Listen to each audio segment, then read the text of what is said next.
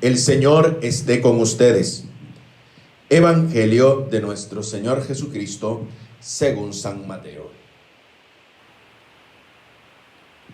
Jesús dijo a sus discípulos: tengan cuidado de no practicar su justicia delante de los hombres, para ser vistos por ellos. De lo contrario, no recibirán ninguna recompensa del Padre que está en el cielo. Por lo tanto, cuando des limosna, no lo vayas pregonando delante de ti, como lo hacen los hipócritas en las sinagogas y en las calles, para ser honrados por los hombres. Les aseguro que ellos ya tienen su recompensa.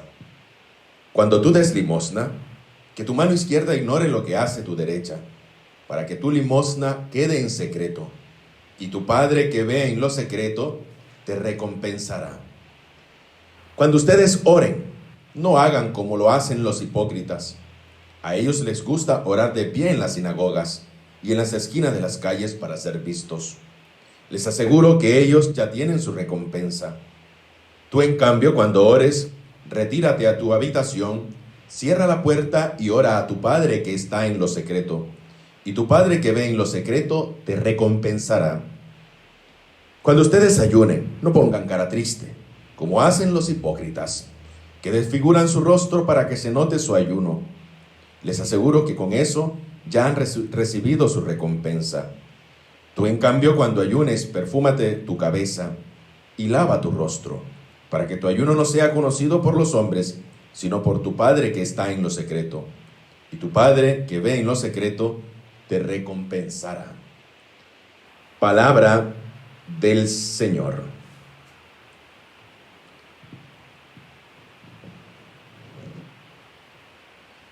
Vemos en la primera lectura que concluye el ciclo de Elías y comienza el ciclo de Eliseo. Algo muy importante y una lección fundamental, especialmente nos da esta primera lectura en un ámbito especialmente eclesial, en un ámbito también comunitario, porque es necesario que nos demos cuenta cómo también terminan los ciclos en las vidas de las comunidades, cómo también finalizan los ciclos dentro de las realidades donde el Señor nos envía y nos pone para que allí, con el esfuerzo de su gracia y el esfuerzo de nuestra vida, nosotros demos las gracias necesarias donde el Señor nos ha mandado. Es por eso que nosotros hemos visto, ¿no?, y hemos podido meditar durante estos días esa experiencia de Elías y Eliseo, el maestro y el discípulo, que ha sido también esa profunda meditación en la que hemos visto cómo esos signos también acompañan la vida de este profeta y también de aquel que es su discípulo y que tiene que continuar esa labor. Por eso los ciclos tienen que aprender a cerrarse de una forma que también sean ciclos que nos ayuden a nosotros, que los que vengan detrás puedan no continuar lo que nosotros estábamos haciendo, sino dar continuación a la labor apostólica, misionera, profética que se está realizando. Y en esto a veces nos encontramos ante realidades que afectan mucho la vida de la comunidad. El sacerdote que en muchas ocasiones se va de una comunidad y permanece unida a esa comunidad y no es capaz de poder romper, no una relación, porque también es importante reconocer que en esa relación existe una buena relación de amistad, de cariño y sentimientos que unen, sino ser capaces también de poder abandonar y dedicarse a lo que el Señor también dispone que logramos, que tengamos que hacer. Y ese es sobre todo lo que la primera lectura del segundo libro de Reyes, al escuchar este relato, nos deja a nosotros como una lección. Aprender a cerrar círculos en nuestra vida y no dejar círculos abiertos. Darnos cuenta que el Señor nos ha llamado para que nosotros demos continuidad a la labor y el ministerio que el Señor nos ha encomendado.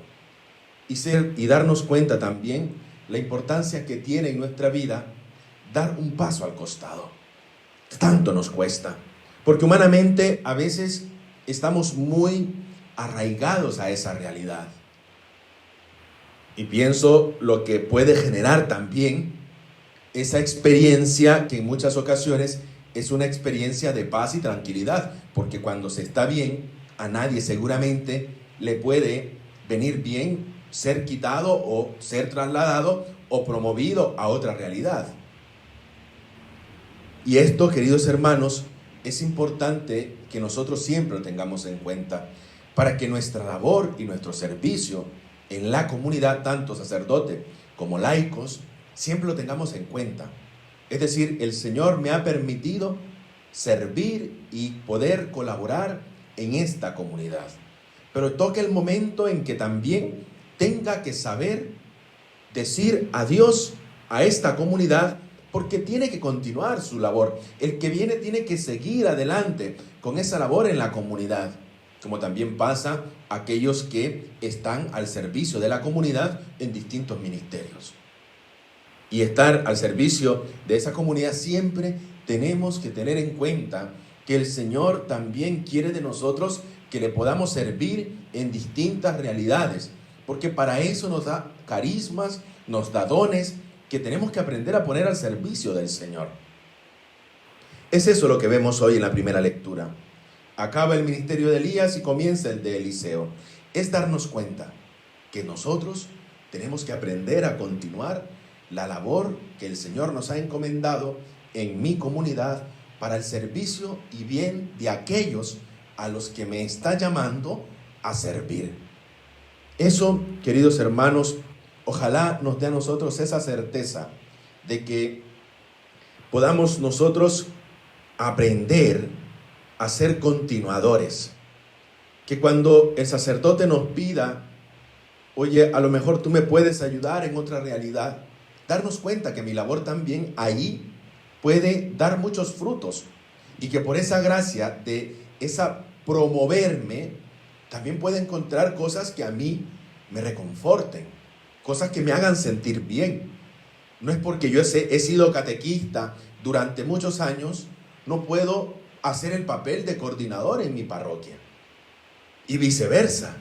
No significa de porque yo he sido coordinador no pueda participar o hacerme cargo de mi consejo económico en la parroquia.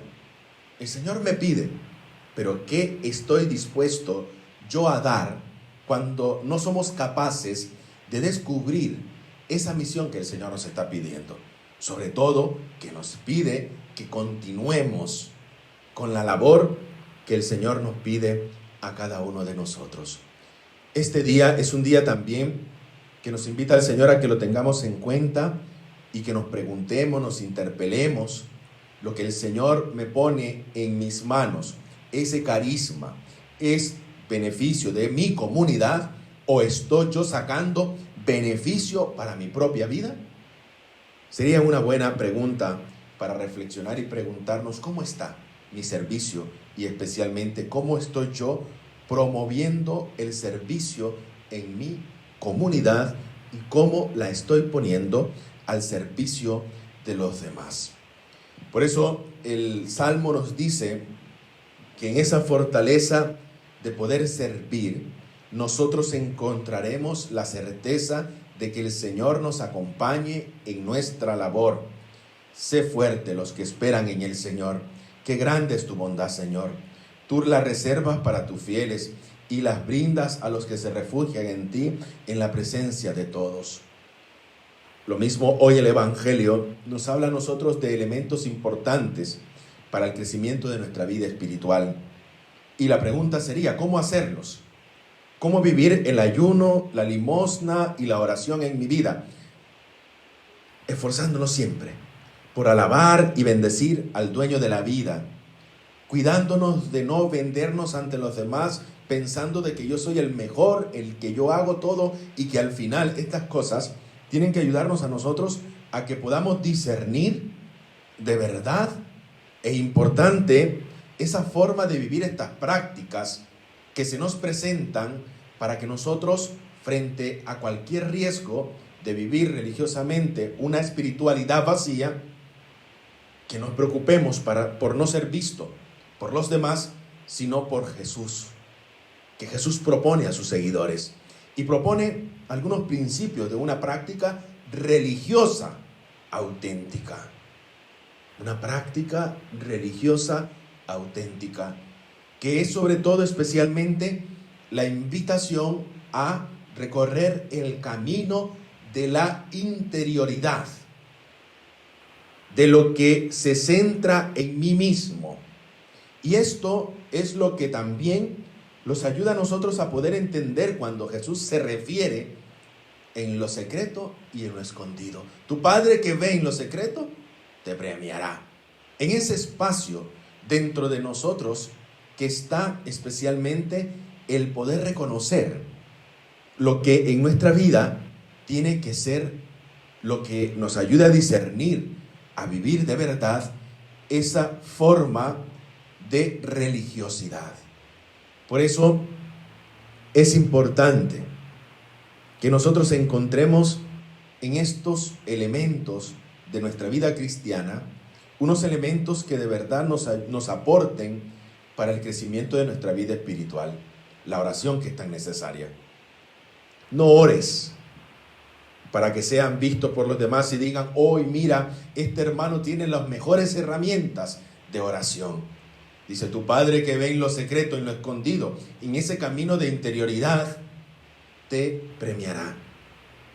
Hay que cuidarse de esa vanagloria, de ese autorreferencismo que muchas veces no nos permite entrar en esa dinámica de una práctica religiosa purificada. Por eso también otra invitación que nos hace hoy el Evangelio es el camino del discernimiento, de la búsqueda del sentido, de no olvidar que nuestras prácticas religiosas cristianas están ante todo una relación y una amistad con Dios. Ese camino de discernimiento, que es importante cuando nosotros nos dispongamos a hacer algo. Hay que discernirlo, hay que pensarlo, hay que ponerlo en las manos del Señor, hay que llevarlo a la oración, no actuar como autómatas, porque el seguidor de Jesús no puede vivir siendo seguidor de Jesús al margen de lo que Jesús le propone como seguidor. No puede vivir el seguidor de Jesús al margen de lo que Jesús de verdad pide para sus seguidores. Es por eso que es necesario que nosotros entremos en ese camino del verdadero discernimiento, que es la búsqueda del verdadero sentido, de olvidar que nuestra práctica religiosa cristiana es ante todo una forma de amistad y de relación con Dios. Cuando olvidamos esta dimensión, nuestra espiritualidad se convierte en una lucha, en un deber que debemos cumplir y que buscamos es demostrar algo a los demás. Y no tenemos que demostrar nada. Yo lo veo en este tiempo, y perdonen si alguien se siente herido en su susceptibilidad. Llevas ayuda a un hermano, lo primero es la foto. Que vean que yo lo hago. ¿Por qué lo haces? ¿Lo haces para que te vean los demás? ¿O has hecho de verdad ese camino de interioridad que me hace verme a mí mismo? Has hecho ese camino de discernimiento, de saber que eso lo hago por esa perfecta relación de amistad que tengo con Dios, y que al tomarme la foto rompo con esa verdadera práctica que es lo que a veces nos llama a nosotros a querer cumplir y hacer para que los demás vean. Y no se trata de eso. Por eso, siguiendo la tradición profética, el verdadero culto a Dios es que se concreta en la práctica del bien y de la justicia. No se trata de irme a tomar el selfie con la persona que estoy ayudando, porque hay que recordar también que esa persona vive ese espacio de interioridad, ese espacio de privacidad, que es importante saber respetar, porque a veces a los pobres, a los necesitados, solo los usamos como un escaparate para venir a satisfacer nuestras propias necesidades o incluso nuestros propios vacíos. Y eso, queridos hermanos, de verdad, les pido disculpa si a lo mejor entro en una realidad que a veces nos desvirtúa de lo que es verdaderamente la auténtica caridad. Porque el verdadero culto a Dios está en que nosotros obremos por el bien y haciendo siempre la justicia. Es lo que Jesús nos propone hoy en el Evangelio, a vivir con autenticidad nuestras prácticas religiosas. No vivirla en las apariencias, porque no nos sirve de nada. Quedamos bien ante los demás, pero se pierde ese sentido de autorrealización personal, de saber que yo he podido hacer algo por alguien. Y tu Padre que ve en lo secreto te lo premiará. Pero con el selfie, en el Instagram, en el Facebook o en cualquier red social, pierde ese sentido, porque tomamos esa actitud del que se pone en la esquina, del que ayuna para que lo vean, y de aquel que su oración se convierte en algo tan íntimo, en una cuestión que a veces está expuesta. Debemos estar siempre y pensar en nuestras motivaciones para que las apariencias, la imagen, el reconocimiento, el aplauso no enturbien de verdad nuestras buenas obras. Esto, queridos hermanos, en estos tiempos que vivimos de pandemia, es sobre todo darnos cuenta que a mi lado, en mi comunidad, en mi barrio, en mi departamento, hay personas que necesitan de nosotros. Ojalá que nosotros no nos movamos por aparecer ante los demás, o por la imagen que podemos dar, o por el reconocimiento del aplauso, porque de verdad eso enturbia nuestra obra, eso enturbia las buenas obras que podemos hacer. Y es chocante ver cómo estás repartiendo un café en la ruta o en la calle y estás tomándote la foto. Es chocante. Y me parece a la misma vez muy utilitarista. Tu Padre que ve en lo secreto te lo premiará. Por eso es necesario que nosotros aprendamos a purificar nuestras motivaciones. Purificar nuestras motivaciones, es decir, no lo hago para que me vean, no lo hago por la imagen o por lo que puedan decir de mí, lo hago de verdad porque dándome al otro es como también obtengo el premio y obtengo lo que Dios quiere de mí. Es una gracia tan necesaria que hay que pedir. No se puede hacer fácil. Cuando vivimos en la cultura o en la sociedad de la imagen, cuando vivimos en la sociedad de los bombardeos, donde de verdad exige de nosotros ponernos manos a la obra, pero purificando nuestras motivaciones, para que nuestra vida, que de verdad lo hagamos con un acto de sencillez y una simplicidad, hable de la buena obra que nosotros podemos hacer y que lo podemos hacer por los demás. Que Él nos ayude a vivir nuestras prácticas religiosas, en mi privación, en mi compartir, en acompañar con mi oración, pero especialmente dando de lo que yo tengo y dándolo por aquel que lo necesita. Dar hasta que duela. Y eso es la mayor satisfacción que nosotros podemos experimentar en nuestra vida. Dando y dando cada vez más, no importando a veces nuestros fríos cálculos que a veces nos hacen pensar tan mezquinamente. No importando eso, dándonos a los demás porque de verdad he hecho ese proceso de discernimiento en mi vida, porque en verdad he entrado en esa interioridad de mi vida, porque de verdad vivir mi auténtica prácticas religiosas me ayudan a mí a poder descubrir a Cristo en el otro, en el que está a mi lado. ¿Cómo y vivimos nosotros nuestras prácticas religiosas? Una pregunta para nuestra meditación. ¿Pongo el amor a Dios y a su reino con el fin y los motivos de mis acciones? A Cristo sea el honor y la gloria. Por los